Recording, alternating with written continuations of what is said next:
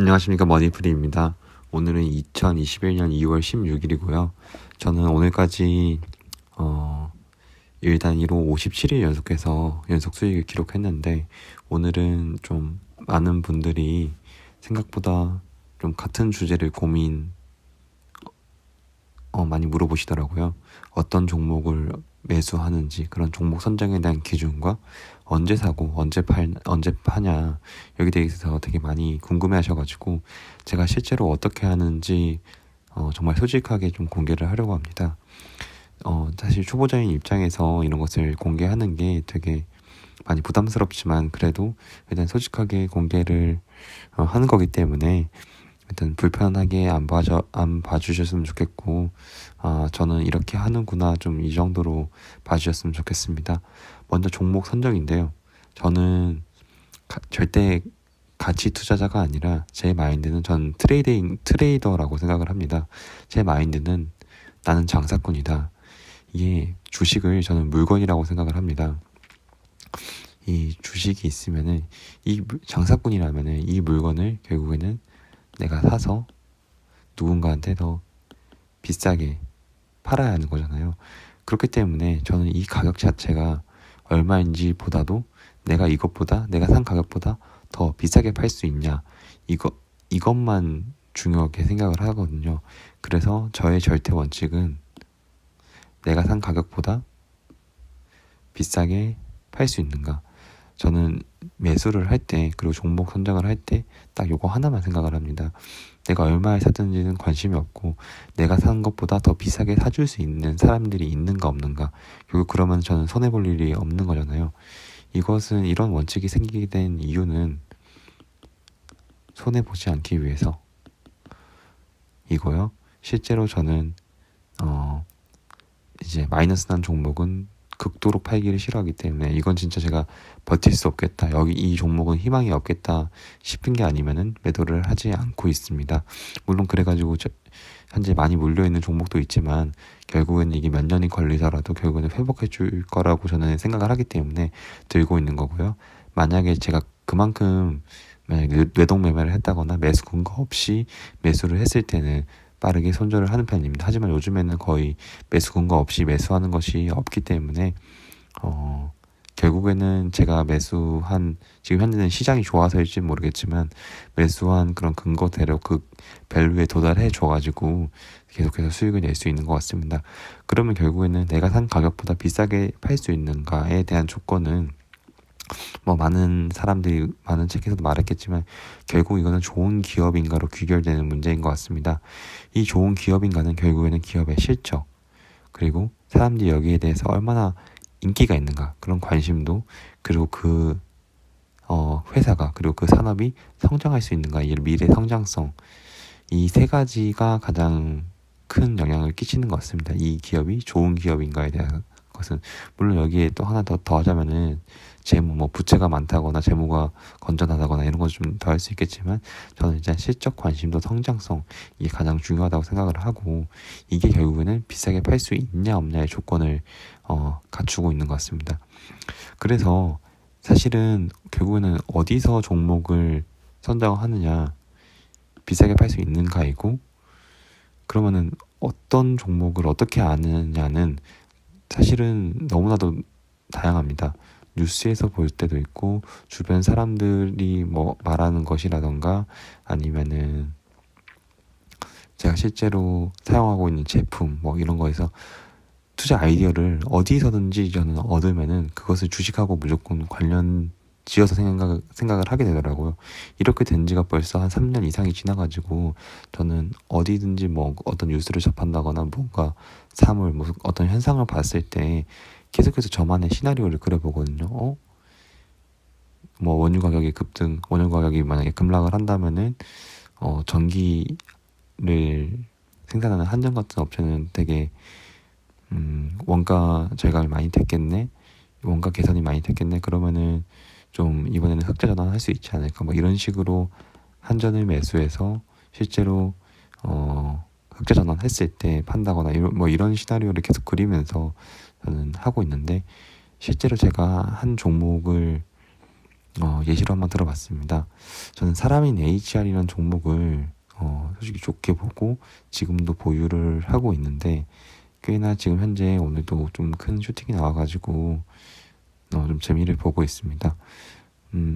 일단은 이 종목은 오늘 기준으로 시가총액이 3,600억이고 그럼 결국에는 내가 만약에 사람인 HR이라는 종목을 좋게 봤다. 그럼 이 기업이 뭐 하는 기업이냐 보면은 솔직히 요즘 30대, 20, 30대들은 다 알 거라고 생각을 해요. 취업포털 사이트를 운영하는 기업인데 기업들이 채용 공고를 올리고 이제 지원하는 사람들은 거기에 대해서 내 자기소개서라든가 그런 것을 이 포털 사이트를 보고 그 기업에 이제 입사 지원서를 내기 때문에 그런 것을 운영하면서 결국에는 그 수수료로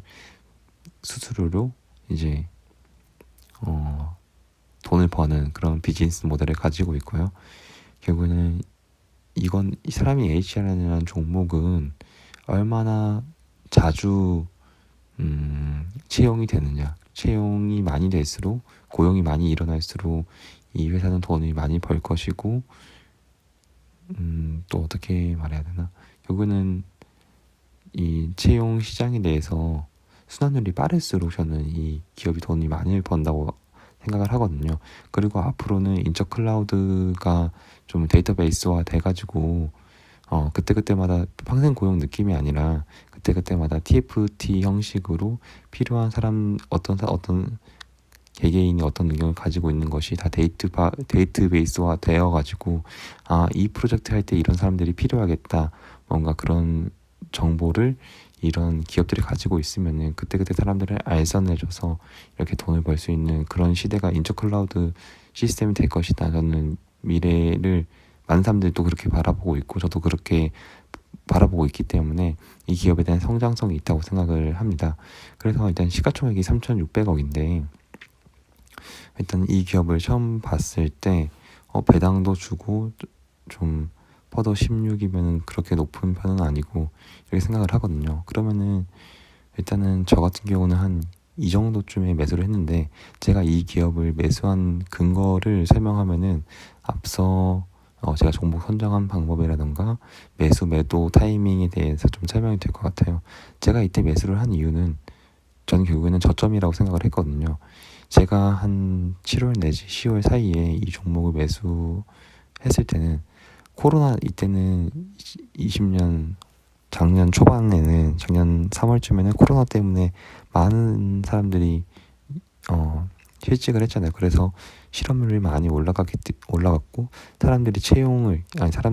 기업들이 채용을 하지 않으면서 기업의 실적이 많이 안 좋아졌단 말이에요. 왜냐면은 대부분의 대기업들이 공채를 많이 줄이고 수시 채용으로 바꾸면서 그런 채용이 줄어들었기 때문에 채용 공고가 줄어들었기 때문에 거기에 대해서 수익 창출이 적어졌단 말이에요. 그래서 기업의 실적이 안 좋아졌고 그 실적이 안 좋아지니까 결국에는 주가가 바닥을 치게 됐습니다. 하지만 여기서 계속해서 주가가 빠지지 않았는데 저는 앞으로 이 코로나 상황은 언제든지 해결될 것이고 미래로 갈수록 앞서 말했듯이 이 취업포털 사이트는 결국에는 이런 것이 점점 데이터베이스화 돼가지고 이것이 결국에는 이 기업의 자산이 될 것이다, 경쟁력이 될 것이라고 바라봤기 때문에 이 이하로 가격이 좀 빠지지 않을 거라고 생각을 했습니다. 그리고 코로나가 이제 진정이 되면 결국에는 다시 고용이 안정화될 것이고 기업들도 채용을 하기 때문에, 그리고 결국 현재 정부에서도 앞으로의 정부에서도 결국에는 문제는 취업률을 어떻게 해서 올릴 것인가, 실업률을 낮추는 것이 정부의 가장 큰 관심사이기 때문에 사람이 HR이라는 회사는 계속해서 성장할 수밖에 없다는 좀 매력적인 기업이라고 생각을 했습니다. 그래서 가격 생각하지 않고 그냥 매수를 했고요. 일단은 차트로 봤을 때도 월봉으로 본다고 하면은 계속해서 꾸준히 우상향하는 것을 눈에 확연히 보이기 때문에 좀 안정적으로 매수를 할 수 있었습니다. 그리고 실제로 재무 쪽 안에 들어가서 2017년, 2018년, 2019년을 봤을 때 매출액이 조금이나마 계속해서 늘어났고 영업이익도 계속해서 늘어난 것을 볼 수가 있습니다. 그리고 더 매력적인 것은 부채가 계속해서 많이 늘어나지 않고 되게 적게 관리가 되고 있는데, 이렇기 때문에 좀 안정적으로 실적 그리고 앞으로 관심도 성장성 모두 다 만족했기 때문에 매수를 할 수 있었고요. 이때의 관심도는 제가 샀을 때 오히려 관심이 없고 앞으로의 관심도가 저는 더 중요하다고 생각을 합니다.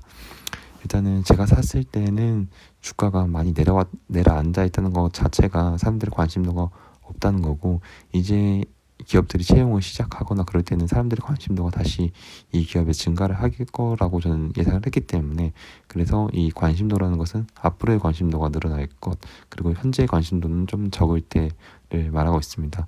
그러면 결국에는 이제 언제 매도를 할 것이냐, 매수 시기는 저는 상관이 없다고 생각을 하는 게, 더 비싸게 팔 수 있다면 언제든지 매수를 할 수 있다고 생각을 하고요. 물론은 언제든지 보다는 가장 쌀 때 매수할 수 있으면 좋겠지만, 그리고 안전마진을 그만큼 확보한 거니까 대응하기도 훨씬 편하고, 매수는 그래서 그렇게 할 수 있으면 더 좋지만 더 비싸게 팔 수 있다는 그런 강력한 믿음만 있다면은 언제든지 매수를 해도 상관이 없다고 생각을 합니다. 하지만 매도 시기는 자기가 생각한 적정 밸류와의 비교를 해가지고 좀 기계적으로 매도를 저는 해야 된다고 생각을 하는데, 이 밸류가 결국에는 시장에서 어디까지 해줄지와 자기가 매겨놓은 것에서 이 갭 차이가 있을 수밖에 없기 때문에 자기만의 전 공식이 있어야 된다고 생각을 하는데, 제가 얼마 전 영상에서도 제가 적정 주가 구하는 방법이라고 올린 게 있는데, 제가 만약에 사람인 HR이라는 종목을 적정 주가를 구한다면은, 제가 적정 주가를 구하는 공식은 그 기업이 가진 자산과 그리고 영업이익 곱하기 10년이거든요. 그러면은 현재 사람이 HR이 가지고 있는 2019년 기준으로 자산은 1,300억, 그리고 부채가 200억 정도가 되니까 1,100억이라고 하겠습니다. 그리고 영업이익이 2020년에는 아직 결산이 안 나왔는데 뭐 한 250억 나온다고 생각을 하면은, 이 기업이 이거를 몇 년으로 곱해줄 것인가는 그 산업마다 다 다른데, 저는 그냥 보수적으로 10년으로 봤을 때 이 기업이 이 비즈니스 모델로 10년 동안은 계속해서 벌 수 있다. 그리고 만약에 이 돈으로 보수적으로 봤을 때 250억이라고 봤을 때 2,500억, 그러면은 3,600억, 그러면은 제가 생각한 적정 주가와 현재 시가총액을 비교를 하는 거예요. 현재 시가총액이 3,600억이니까 그러면은 거의 쌤쌤이잖아요. 그러면은 저는 이 상황은 중립이라고 생각을 합니다. 지금 그냥 팔아도 되는 상황. 그리고 그런데 만약에 이 영업이익을 250억으로 할 게 아니라 뭐 300억으로 계산을 한다거나, 올해는 작년보다 더 잘 나올 거야, 그리고 내년에는 더 잘 나올 거야, 그럼 여기에 따라서 여기서 몇 년을 곱할지, 영업이익을 얼마로 할지는 솔직히 그냥 넣는 사람만의 다 이 적정주가 구하는 것 자체가 너무나도 개인적인 부분이기 때문에, 이게 얼마냐 되느냐에 따라 가지고 현재 시가총액과 비교를 했을 때 이게 저평가인지 고평가인지 매도 시기를 그래서 사람마다 결국에는 다르게 설정할 수밖에 없을 것 같습니다. 하지만 제가 만약에 이렇게 구했다면 3,600억, 저는 사실 매도를 해도 전혀 이상하지 않은 상황이고, 만약에 더 300억이라고 봤으면은 이게 3,000억이 되는 거고 4,100억까지, 그러면은 현재 3,600억이니까 앞으로 한 10% 이상 정도는 더 상승할 수 있겠다, 상승 여력이 있겠다, 그러면은 나는 한 4,200억이 되면 팔아야지, 그러니까 이 정도 생각을 할 수 있을 것 같습니다. 그래서 제가 실제로 종목 선정을 하고 언제 매도 시기 그리고 매도 타이밍을 정하는 방법을 좀 영상으로 다뤄봤습니다. 네, 그럼 여기까지 시청해주고 다음 영상에서 뵙도록 하겠습니다. 감사합니다.